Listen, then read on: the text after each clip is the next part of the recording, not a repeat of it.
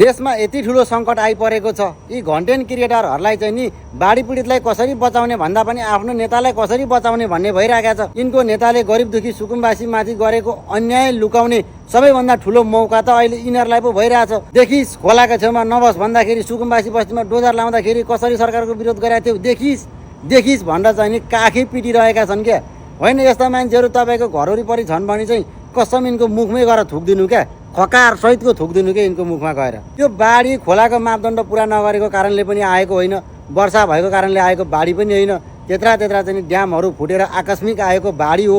अब त्यति ठुलो बाढी आउने हो भने त संसारको कुनै पनि देशको सहर छिनभरमै ध्वस्त हुनसक्छ क्या। प्रायः संसारको सबै सहरहरू चाहिँ खोलाकै छेउमा हुन्छ, खोला हुन्छ, त्यस पछाडि रोड हुन्छ, त्यस पछाडि घर हुन्छ, एउटा सीमित मापदण्ड पुरा गरे हुन्छन्। अब त्यति ठुलो प्राकृतिक विपत्तिले मापदण्ड पुरा गरेर त आउँदैन होला।